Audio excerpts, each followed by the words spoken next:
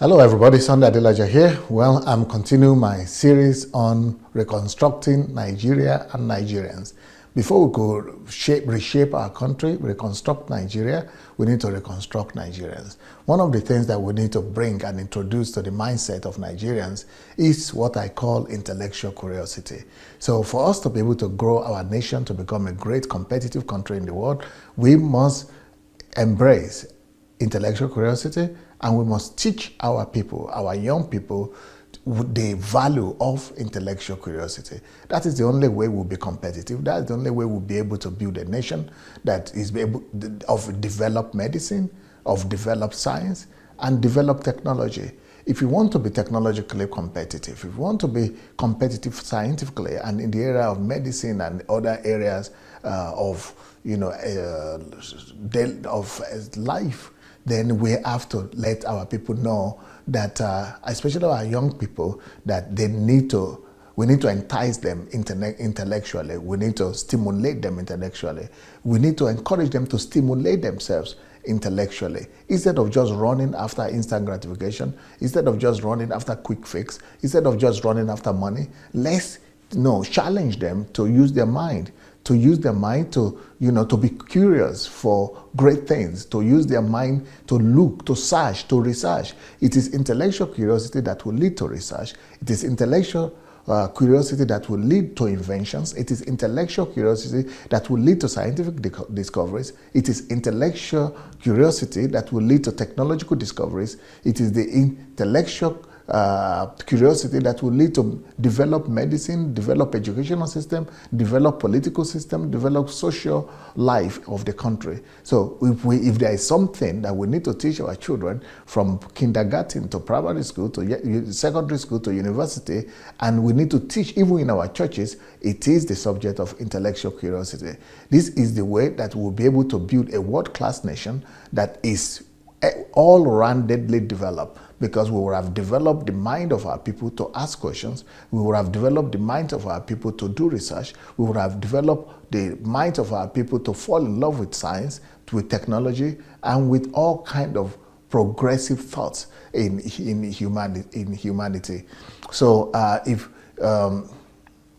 So if we want to catch up with the rest of the world, we need inventions. If we want to catch up with the developed countries of the world, we need technology, we need science. And intellectual curiosity, when we begin to encourage our people to be curious not on how to make money through Yahoo, to be curious not how to use 419 to dupe other people, to be curious about the right things, to be curious about development, to be curious about productivity, to be curious about procedures and processes, to be curious about producing goods and services. That is how our people will be able to change, because then they're going to be embracing the right value, because intellectual curiosity demands patience. Intellectual curiosity demands due process. Intellectual curiosity demands willpower.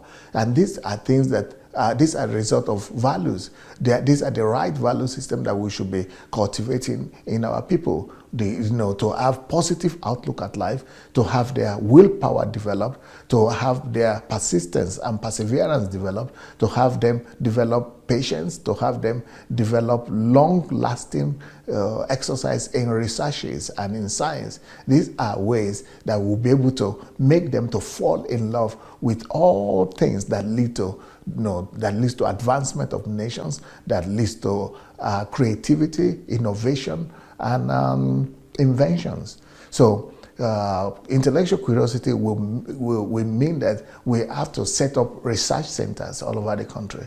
We mean that we have to set up innovation centers, and in schools, in primary, secondary schools, let people fall in love with research. Let people fall in love with inventions. Let people fall in love with research, fall in love with inventions, fall in love with technology. Let them fall in love with science. Let them fall in love with personal responsibility, that they can make things to happen. Let us stimulate our people. Let's find ways to do that. And it doesn't have to be the government. The government cannot do everything. So we, the citizens, somebody can just take upon, for example, this subject and develop it, intellectual curiosity as a subject that is taught in schools, that is taught in as an NGO. What we have done in Ukraine is that we started an NGO, and we use the NGO to stimulate people. And that we know that right now IT is a big deal. A large percentage of the economy of India, for example, is based on IT. And why? Because they develop intellectual curiosity so that their people are more interested in using science to create, to bring about creativity, to bring about production of goods and services. But what our people are doing is because they have not been stimulated and they have not been given the right direction, the right information, and the right leadership. That's why our people are using their own curiosity to do 419 and Yahoo boy. So for us to be able to change that, we need to encourage them to embrace intellectual curiosity so that we'll be able to build a self-sustaining nation of people that love the right values like hard work, that due process, and that's when we'll be able to make a difference in this world, and we'll be able to write in our names and the name of our nation in the annals of history of the world. But as long as we keep on just closing our eyes and complaining and waiting for government to come and do something, nothing is going to happen. We are the ones to build our nations ourselves. When we are complaining about the government, it shows that we are not ready to build a nation. But let us stand and begin to do what each and every one of us could do right now. Let us teach people in our churches to embrace intellectual curiosity. Let us teach people in our Bible schools to embrace international curiosity. Let us teach people in schools, in colleges, to embrace intellectual curiosity. Let us be able to replicate the values that have made other countries great. Let us replicate them in our own country. Let us replicate the values of the kingdom of God, because these values, that we are talking about, of perseverance, of love, of patience, of kindness, of responsibility, of persistence, of focus, all these values that really lead to nation building, they are coming from the Bible. They are coming from God. So we should just put these values into our people and give them direction and leadership to be able to use them in the area of intellectual curiosity. And if they are going to have intellectual curiosity, they are going to have self-education. They are going to have developed minds. If a nation has people of developed minds, soon you will soon discover that country will soon become a nation of developed people. And if it's a nation of developed people, the country will soon be developed. The economy will soon be developed. So that is why intellectual curiosity is one of the key points that we need to propagate. It's a value that we need to propagate among our young people. We need to use our media, our entertainment industry to propagate the right value system. If you look at Singapore, you will see that it's one of the most is one of the top countries in the world in the area of intellectual curiosity. Look at the position they are in education worldwide. If you look at a country like Finland, those Scandinavian countries, European countries, it's because of the intellectual curiosity they have developed in their schools. America was not developed without intellectual curiosity. That's why they have so many Nobel Prize laureates. And Germany, all these countries that we are running into, England, these are countries that have been able to develop their citizens to become people of developed mind, people of intellectual, develop intellectual curiosity.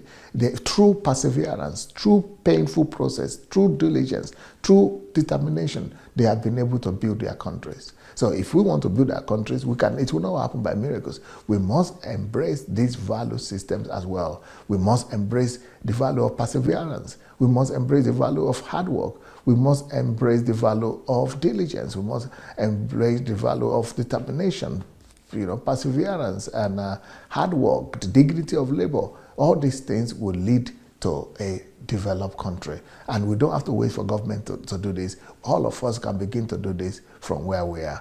We reconstruct Nigerians that way. And once Nigerians are reconstructed, we'll be able to build a new nation and reconstruct our country for the love of God, church and nation. Peace.